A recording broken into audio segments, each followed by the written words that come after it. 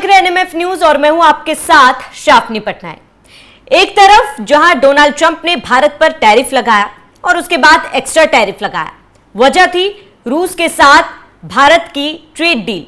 भारत रूस से कम दामों पे तेल खरीदता था, जिसे डोनाल्ड ट्रंप नाराज थे और उसके बाद भारत पर टैरिफ लगाकर धौंस जमाने की कोशिश कर रहे हैं। लेकिन अमेरिका का दोहरा रवैया तब सामने आया जब राष्ट्रपति पुतिन ने इस बात का खुलासा किया कि पिछले कुछ समय से मॉस्को में अमेरिका की ट्रेड 20% ज्यादा हुई है। यह भी तब जब ट्रंप दूसरे कार्यकाल में आए हैं। पुतिन का वो बयान आपको दिखाते हैं। तो पुतिन ने अपने बयान में यह कहा है कि संयोग से जब अमेरिका में नया प्रशासन सत्ता में आई तब द्विपक्षीय व्यापार बढ़ने लगा। यह अभी भी बहुत प्रतीकात्मक है, फिर भी हमारी ग्रोथ रेट 20% है।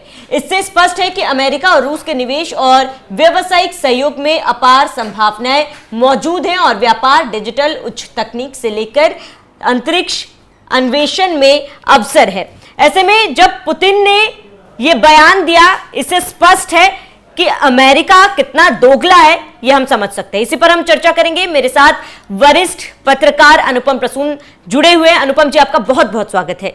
अनुपम जी, एक तरफ जहां लगातार टैरिफ लगाया जा रहा है भारत की तरफ, डोनाल्ड ट्रंप की नाराजगी भी हमने देखी, लेकिन दूसरी तरफ पुतिन ने यह स्वीकारा है कि अमेरिका का रशिया के साथ ट्रेड कुछ समय में बढ़ा है।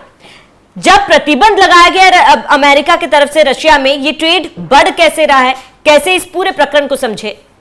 देखिए, सबसे पहले तो आपको ये बता देते हैं कि अभी अलास्का में जो मीटिंग चल रही थी दोनों देशों के बीच, यानी दो दुनिया के सबसे बड़े लीडर्स के बीच, पुतिन और ट्रंप के बीच, उसमें ट्रेड पर बातचीत हुई। और आपको एक चीज़ समझाना चाहते हैं कि इस मीटिंग को अमेरिका भले किस नज़र से देखता है ये तो दुनिया ने समझ लिया। पुतिन के खिलाफ डोनाल्ड ट्रंप की एक बड़ी जीत इस मीटिंग से पहले अमेरिका दिखाने की कोशिश कर रहा था पूरी दुनिया को, लेकिन अब सीन पलट गया। और सीन उस वक्त से पलटना शुरू हुआ जब अलास्का की मीटिंग में पुतिन ने यह बयान दिया कि अमेरिका और रूस के बीच जो ट्रेड चल रहा है वो ऑल टाइम हाई है। मतलब इससे ज़्यादा बड़ा ट्रेड आज तक अमेरिका और रूस के बीच नहीं हुआ है। जब पुतिन ये बात कह रहे थे तब उनकी चालाकी को शायद दुनिया समझ नहीं पाई। वो ये बताना चाह रहे थे कि देखो अमेरिका कैसे दो मुंह वाला सांप है। वो एक तरफ दुनिया को धमका रहा है कि रूस से मत खरीदो, रूस से कोई ट्रेड मत करो, रूस से कोई डील मत करो, और दूसरी तरफ अमेरिका को ज़रूरत है कि वो रूस के पास जाता है, रूस से सामान खरीदता है। अब उसमें तेल भी हो सकता है और बाकी चीज़ें भी हो सकती है। ट्रेड में बहुत, चूंकि एक बहुत बड़ा डेफिनेशन है इसका, तो उसमें सब कुछ अमेरिका और रूस के बीच चल रहा है। अब इसे दो तरीके से समझिए। अमेरिका ने ये रूस की तरफ से ये बात क्लियर कर दिया गया, लेकिन दुनिया की नज़र में अमेरिका ने रूस के साथ क्या किया है? सैंक्शन लगाए हैं। और वो सैंक्शन इसलिए लगाए हैं क्योंकि यूक्रेन के खिलाफ रूस के आक्रामक तेवर हैं। युद्ध चल रहा है, अमेरिका चाहता है कि युद्ध रुक जाए, और यूक्रेन का खुलकर समर्थन भी अमेरिका करता रहा है। और सेम टाइम में उसी वक्त आप देखिए जब सैंक्शन लगाए गए थे, उसी वक्त एक तरफ रूस से मतलब ट्रेड भी चल रहा है। तो ये दो चीज़ें कैसे एक साथ हो सकती हैं? पॉसिबल नहीं है। या तो आप पूरी तरह से प्रतिबंध लगा दीजिए, और दूसरी बात कि आपने आर्थिक प्रतिबंध लगा रखा है। आर्थिक प्रतिबंध का मतलब क्या? कि जो रूबल है, जो कि करेंसी है रूस की, उसके साथ डॉलर का कभी ट्रेड नहीं हो सकता है। आप रूबल को आपने एक्सेप्ट करना बंद कर दिया, ग्लोबल पेमेंट सिस्टम से बाहर कर दिया। रूबल को कितना बड़ा लॉस है आप ये समझिए कि रूस को अगर दुनिया से कोई ट्रेड करना है, दुनिया के किसी भी देश से ट्रेड करना है, तो पहले सिस्टम ये होता था कि भुगतान होता था डॉलर में, लेकिन अब रूस कर ही नहीं पाता है, डॉलर में भुगतान ही नहीं कर पाता है। रूबल को डॉलर के मुकाबले मान्यता ही नहीं दे रहा है अमेरिका, क्योंकि पूरे स्विफ्ट सिस्टम पर, जो दुनिया में मतलब ट्रेड के लिए जो एक सिस्टम है जिसे स्विफ्ट सिस्टम कहा जाता है, या करेंसी ट्रेड के लिए जो सिस्टम है, उस सिस्टम पर अमेरिका का आधिपत्य है।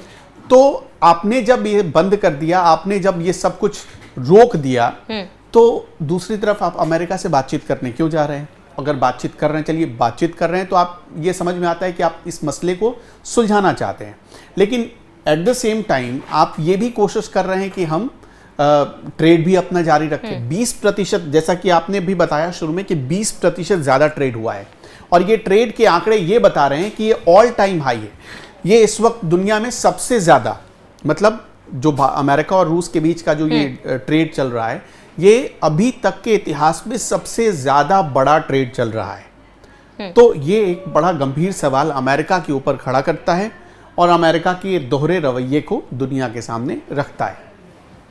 अनुपम जी, देखिए, एक तरफ जहां ट्रंप को ये लग रहा है कि अगर मैं टैरिफ बढ़ाता हूं तो भारत पर दबाव बढ़ेगा और दबाव बनेगा, एक तरफ जिस तरीके से दोहरा रवैया अमेरिका अपना रहा है और जिस तरीके से बैठक हुई है, हालांकि बैठक सकारात्मक रही है, लेकिन दोनों नेताओं ने कुछ ठोस बातें खुलकर सामने नहीं कही है। अब जब यूक्रेन के राष्ट्रपति के साथ भी ट्रंप मिलेंगे, अब ये जो पूरी स्ट्रेटेजी बनाई गई है, आपको लगता है कि एक मंच पर तीनों देश आएंगे आगे बातचीत के लिए? देखिए, पॉसिबल नहीं है। और आपने कहा कि बैठक सकारात्मक रही, मेरा मानना है कि बैठक सकारात्मक नहीं रही, बैठक पूरी तरह से रूस के पक्ष में रही। रूस के पक्ष में क्यों रही, इसके 2-3 पॉइंट है। पहला पॉइंट जो मैंने आपको शुरू में बताया कि सेम मंच से, यानी अलास्का के जिस मंच से डोनाल्ड ट्रंप खुद को मतलब दुनिया का ग्लोबल लीडर साबित करने की कोशिश कर रहे थे, उस मंच पर सबसे पहले पुतिन ने ये कहकर एक्सपोज किया उनको कि हमारा ट्रेड 20% अब ज्यादा है पहले से। ठीक, दूसरी चीज ये कि कुछ दिन पहले भारत ने एक रिपोर्ट जारी की थी। जिस दिन अमेरिका ने 25% एडिशनल टैरिफ लगाया था, उस दिन भारत ने एक रिपोर्ट जारी की थी और अपनी रिपोर्ट में भारत ने क्या कहा था कि अमेरिका खुद खरीद रहा है, यूरोप के कई देश रूस से तेल खरीद रहे हैं, रूस के साथ ट्रेड कर रहे हैं। ये दूसरी चीज हो गई। और तीसरी चीज ये कि जाते जाते डोनाल्ड ट्रंप के सामने पुतिन ने एक ऐसा दाव, हालांकि डोनाल्ड ट्रंप का ही ये दाव था, लेकिन उसमें पुतिन ने उन्हें फंसा लिया जी। जब डोनाल्ड ट्रंप प्रेस कॉन्फ्रेंस कर रहे थे, वो करीब 12 मिनट का ये प्रेस कॉन्फ्रेंस था, तो जाते जाते डोनाल्ड ट्रंप ने कहा कि मैं उम्मीद करता हूं कि हम बहुत जल्द फिर से मिल रहे हैं। तो बिना इधर उधर की बात किए तुरंत पुतिन ने कहा कि हाँ, मैं भी उम्मीद कर रहा हूं कि हम जल्द मिल रहे हैं और अगली मीटिंग होगी तो मॉस्को में होगी। अब मॉस्को का दाव जैसे ही उन्होंने खेला, डोनाल्ड ट्रंप हक्के बक्के रह गए। आप देखेंगे जब उनका रिएक्शन, तो 1-2 सेकंड तक वो चुप रहे, वो समझ नहीं पाए कि इसका जवाब क्या दे। क्यों? क्योंकि डोनाल्ड ट्रंप को पता है कि मॉस्को में मीटिंग पॉसिबल ही नहीं है। मॉस्को में अगर डोनाल्ड ट्रंप जाना चाहते हैं तो उससे पहले उन्हें वो सारे प्रतिबंध हटाने पड़ेंगे जो उन्होंने रूस पर लगाए या अमेरिका ने रूस पर लगाए। उसमें आर्थिक प्रतिबंध भी है, यानी जो पूरा स्विफ्ट सिस्टम है उसको रूबल एक्सेप्ट करना पड़ेगा। ये बताना पड़ेगा खास तौर पर जो अमेरिका के पिछलग्गू देश है, या अमेरिका जिन देशों के दम पर मतलब खुद को वर्ल्ड पावर कहता है, वो तो नाटो के देश हैं, तो उसके दम पर अब नाटो देशों को क्या जवाब देंगे डोनाल्ड ट्रंप? तो ये सारी चीजें जिससे फंस गए हैं डोनाल्ड ट्रंप, और पुतिन ने उनको फंसा लिया उन्हीं के जाल में। मैंने आपको बताया कि 3 बार ऐसा हुआ पूरी मीटिंग के दौरान, जब डोनाल्ड ट्रंप को लगा कि हाँ, वो मतलब पिछड़ गए पुतिन के सामने। पहला तो वो जो 20% ज्यादा ट्रेड हो रहा है वो, दूसरा ये मॉस्को वाली बात पर, और तीसरी बात आप ये देखिए, जो बॉडी लैंग्वेज रीड करने वाले लोग हैं वो बताते हैं, और खासतौर पर पुतिन भी बॉडी लैंग्वेज रीड करते हैं क्योंकि वो केजीबी में रहे और उनको एक इस चीज की पर्याप्त ट्रेनिंग मिली हुई है। पुतिन पूरे मीटिंग के दौरान कहीं भी हिचकिचाते हुए नजर नहीं है। उनको जो कहना था उन्होंने कहा, और इसी का नतीजा है कि अब यूक्रेन को क्या कहना पड़ रहा है। अब देखिए, 1 हफ्ते पहले तक यूक्रेन के जो राष्ट्रपति थे व्लादिमीर जेलेंस्की, उनका यह कहना था कि वो रूस के साथ मीटिंग नहीं करना चाहते, बैठना नहीं चाहते। 1 हफ्ते बाद, और डोनाल्ड ट्रंप की मीटिंग के खत्म होने के, डोनाल्ड ट्रंप और पुतिन की मीटिंग खत्म होने के 48 घंटे बाद पूरे यूटर्न जेलेंस्की ने यूटर्न ले लिया। कह रहे हैं कि अब कोई बिठा दो, अमेरिका बीच में रहे, हम भी बैठते हैं और रूस भी बैठता है। अब ये देखिए यूटर्न हो गया। तो ऐसा क्या हुआ? क्या जो जेलेंस्की की शर्तें थी, जेलेंस्की जिन 5-6 शहरों से कह रहे थे कि हम अपनी सेना नहीं हटाएंगे, रूस ने जिन इलाकों पर कब्जा किया है उससे उसको अपनी सेना वापस करना पड़ेगा, जिसमें करीब 4-5 शहरें थी, 4-5 स्टेट थे, तो वहां से रूस ने तो पहले ही कह दिया कि हम पीछे नहीं जाएंगे। हाँ, आपने जहां पर अपनी सेना तैनात की उन सेना को पीछे करिए आप, वहां से जब तक पीछे नहीं होगा तब तक हम कोई भी कदम आगे नहीं बढ़ाएंगे। ये इनमें से कोई भी शर्त पुतिन ने अभी तक नहीं मानी है। सोचिए, इसके बाद जब आपकी शर्त नहीं मानी गई तो जेलेंस्की को ऐसा क्या हो गया कि वो कहना चाह रहे हैं कि मिलवा दो। और डोनाल्ड ट्रंप, अगर ठीक है मीटिंग अमेरिका के हिसाब से सकारात्मक रही, तो डोनाल्ड ट्रंप ने क्यों नहीं कहा कि हाँ, अगली मीटिंग जब होगी तब जेलेंस्की भी उसमें साथ में शामिल होंगे। अब देखिए, जेलेंस्की ने जैसे प्रस्ताव दिया, डोनाल्ड ट्रंप ने कहा कि पहले आकर हमसे मीटिंग करो, पहले पुतिन तो छोड़ दो, पुतिन आपके लिए बहुत दूर की बात है, पहले आकर हमसे मीटिंग करो जी। हमसे मीटिंग करके जब मामला सुलझ जाएगा तब मैं कोशिश करूंगा कि पुतिन के सामने बिठाऊं। अब डोनाल्ड ट्रंप ने इतनी मेहनत की, डोनाल्ड ट्रंप जेलेंस्की की एक बार भिड़ंत हो चुकी है, पूरी दुनिया ये जानती है, दोनों के रिश्ते ठीक नहीं, लेकिन बाद में ठीक भी हो गए थे। हथियार भी अमेरिका ने बेचा, डोनाल्ड ट्रंप ने दिया। अब देखिए, जिस वक्त आपने देखा होगा तुर्की में, इस्तांबुल में यूक्रेन और रूस के बीच एक शांति समझौते के लिए बैठक हो रही थी मई के महीने में, 16 मई के आसपास जो बैठक हुई थी तुर्की के इस्तांबुल में, उस वक्त जब ये बैठक चल रही थी उससे एक दिन पहले अमेरिका ने हथियार भेज दिया था, मिसाइल भेज दिए थे यूक्रेन को। तो ये अमेरिका का दोहरा कैरेक्टर है, और मतलब डोनाल्ड ट्रंप को ये समझ में आ गया कि पुतिन झुकने वाला नहीं है। पुतिन मतलब पुष्पा स्टाइल में खेल रहे हैं और हर जगह वो फ्रंट से लीड कर रहे हैं पुतिन। इस पूरे मामले में देखिए, डोनाल्ड ट्रंप अभी पुतिन के साथ मीटिंग करना, उनका यूक्रेन और रूस के बीच वॉर रुकवा देना मकसद नहीं था। पूरी दुनिया को ऐसा लगता होगा, लेकिन मेरा ऐसा मानना है कि उनका ये मकसद ही नहीं था, उनका कोई इरादा ही नहीं। बिल्कुल। वो उन देशों को मैसेज देना चाहते थे, खास तौर पर चीन और भारत को वो मैसेज देना चाहते थे कि जिस रूस के साथ तुम्हारे अच्छे संबंध हैं, हम जिस वक्त चाहें वो संबंध कट कर सकते हैं, उसको उसमें उड़ा अटका सकते हैं। लेकिन वो ये भूल गए कि ना तो रूस ने अपने पुराने साथियों को कभी छोड़ा है, ना ही रूस के पुराने साथियों ने रूस को कभी छोड़ा है। तो डोनाल्ड ट्रंप को मीटिंग में जवाब मिल गया, इसलिए आपने देखा कि अब वो क्या करना चाह रहे हैं। चीन के खिलाफ उन्होंने जो टैरिफ लगाने की बात कही थी, उसे नवंबर तक होल्ड पर डाल दिया। भारत के साथ जो एडिशनल टैरिफ की बातचीत चल रही थी 27 अगस्त से जो लगने वाला है, डाल दिया गया है। हाँ, उसको भी होल्ड पर डाल दिया गया। मीटिंग होने वाली थी, मीटिंग रद्द हो गई। कुछ लोग कह रहे हैं कि जो टैरिफ लगाया गया है वो टैरिफ भारत पर एज इट इज रहेगा, लेकिन कुछ लोगों का, कुछ जानकारों का ये मानना है कि 1-2 दिन में इसकी घोषणा हो जाएगी कि जैसा पहले था वैसा ही रहेगा, कोई एडिशनल टैरिफ नहीं लगने जा रहा। जो 25% का टैरिफ था बस वही चलता रहेगा, ये भी कुछ लोग मान रहे हैं। तो इसमें अगर ऐसा है, देखिए वो मीटिंग भारत के लिए भी बहुत इंपॉर्टेंट थी और वहां पुतिन का जीत कर निकलना भी बहुत मायने रखता था भारत के लिए। बिल्कुल। और पुतिन ने सिर्फ अपनी जीत, मतलब रूस की जीत तय नहीं की, पुतिन ने इसके साथ भारत की जीत तय कर दी, चीन की जीत तय कर दी, और जितने ऐसे देश जो उसके साथ अच्छे संबंध रखते हैं उनकी जीत तय कर दी। बिल्कुल। अनुपम जी, एक आखिरी सवाल, क्योंकि जो भी ये मुलाकात हुई है, डोनाल्ड ट्रंप जिस सोच के साथ मिले थे, जैसे कि आपने भी जिक्र किया है कि भारत को और चाइना को एक संदेश देना चाहते थे रशिया को लेकर, लेकिन ये तमाम बातें तभी स्पष्ट हो गई थी जब इनकी तारीख तय हुई थी मुलाकात की, और रशिया की तरफ से भारत को इसकी जानकारी तुरंत दे दी गई थी और भारत ने इस मुलाकात के स्वागत भी की थी। लेकिन अब आपको एक बात बताना चाहता हूं, इस मुलाकात से पहले क्या हुआ था, किसी ने इस बात पर नोटिस किया? पूरी दुनिया ने जब रिपोर्ट की तब किसी ने ये बताया नहीं कि भारत के जो सुरक्षा सलाहकार अजीत डोवाल, उन्होंने जाकर पुतिन से मुलाकात की थी जी। अब इसमें आप इसे ऐसे समझिए कि जो लोग भारत को इग्नोर कर रहे हैं, वो इस बात को भी इग्नोर करने की जानबूझकर कोशिश कर रहे हैं कि अलास्का में जो मीटिंग हुई और पुतिन तैयार हुए, उसके पीछे भारत का भी रोल है जी। तो कुछ लोग इस बात को मिस कर रहे हैं। और जो स्टीव वाइटकॉफ हैं, इस तरह का कुछ नाम है उनका, अमेरिका की तरफ से जिस दिन अजीत डोवाल साहब रूस में थे, पुतिन से मुलाकात कर रहे थे, उस दिन वाइटकॉफ को होल्ड पर डाला गया था बातचीत के लिए रूस की तरफ से। वो भी रूस में मौजूद थे, अमेरिका के, मतलब डोनाल्ड ट्रंप के दूत बनकर वो गए थे। उनसे मीटिंग को होल्ड पर डालकर अजीत डोवाल से मुलाकात हुई। तो ये मत भूलिए आप कि अजीत डोवाल से मुलाकात करने के बाद ही अमेरिका को कोई ग्रीन सिग्नल मिला है।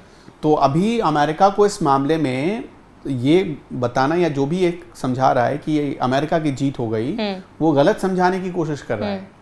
और भारत को अमेरिका ये टैरिफ का डर दिखाकर जो अभी तक कमतर आंकने की कोशिश कर रहा था, अमेरिका को भी इल्म हो गया इस बात का कि शायद वो मतलब गलत दिशा में आगे बढ़ रहा है, गलत, जिसको कहते हैं ना कि रॉन्ग नंबर डायल करना। बिल्कुल। तो अमेरिका को इस बात का एहसास हो गया है।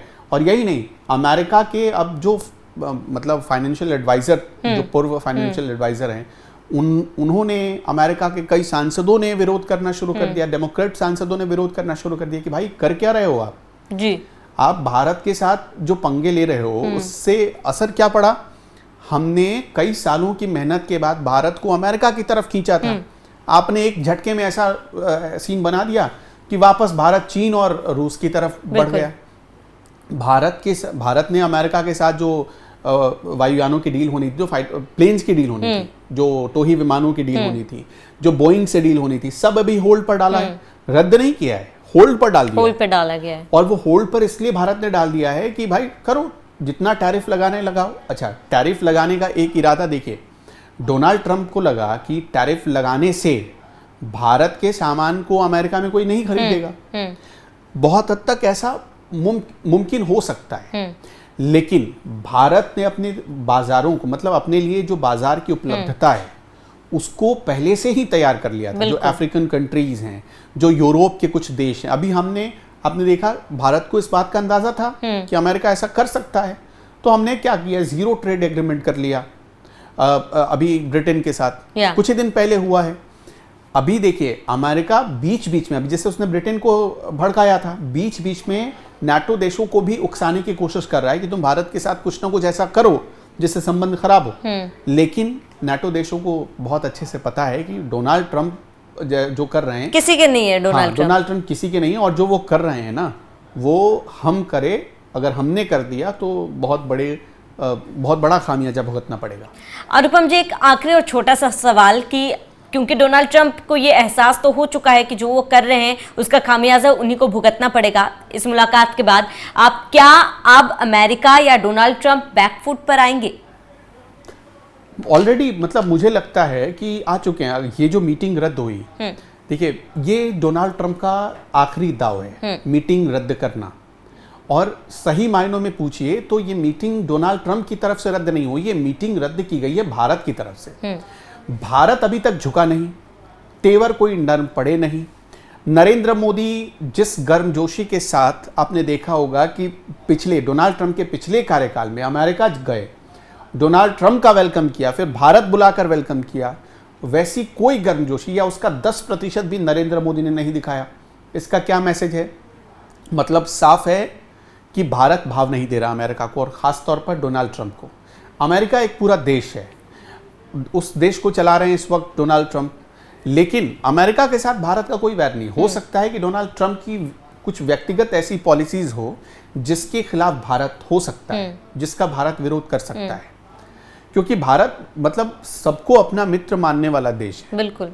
तो इस हिसाब से अगर आप देखिए तो भारत ने एक कठोर मैसेज दिया कि आप जो हमारे एग्रीकल्चर सेक्टर में घुसना चाहते हैं, हम वो कभी नहीं होने देंगे। जब तक, कम से कम जब तक नरेंद्र मोदी है तब तक तो नहीं होने देंगे, जब तक बीजेपी की सरकार रहेगी तब तक नहीं होने देंगे। कठोर मैसेज था। अब अगर मान लीजिए यहां पर कि डोनाल्ड ट्रंप अपने प्रतिनिधियों को भेज देते, वो प्रतिनिधि आते, फिर से भारत बैरंग लौटा देता, कहता कि जी नहीं, ये पॉइंट आप लेकर आए हैं, हमें इनमें से एक भी मंजूर नहीं। अगर लौटा देता तो किसकी सबसे ज्यादा बेइज्जती होती? अलास्का मीटिंग के बाद तो फिर से फजीहत हो जाती डोनाल्ड ट्रंप की। वैसे ही वो अपने सांसदों के निशाने पर इसके बाद और आ जाते। तो बड़ी चालाकी से एक मूव लिया अमेरिका ने कि चलो इस मीटिंग को होल्ड कर देते हैं, पोस्टपोन कर देते हैं। अब खबर ये भी आ रही, देखिए 27 अगस्त के बाद मीटिंग हो सकती है, ये भी खबर आ रही है कि 27 अगस्त के बाद हो सकता है कि नई मीटिंग की तारीख हो और मीटिंग हो। लेकिन भारत ने अभी तक इशारा कर दिया है कि आपने जिन पॉइंट्स पर हमसे बात करने की कोशिश की है उनमें से हमें कोई मंजूर नहीं है। खास तौर पर जो भारत के एग्रीकल्चर सेक्टर में, डेयरी सेक्टर में आप घुसना चाहते हैं, हम वो कतई नहीं होने देंगे। बिल्कुल। और भारत अपने फैसले पर तटस्थ है, और इसी वजह से कहीं ना कहीं जो इतने लगातार बैठक हुई है ट्रेड डील को लेकर, वो असफल रही है। अब ये देखना बेहद ही महत्वपूर्ण होगा कि आगे ये बैठक कब होती है और डोनाल्ड ट्रंप का क्या रुख होता है। फिलहाल अनुपम जी, आपका जुड़ने के लिए बहुत बहुत शुक्रिया। आपका इस पूरे मामले पर क्या कहना है हमें कमेंट कर जरूर बताएं। साथ ही आप बने रहिए NMF न्यूज के साथ।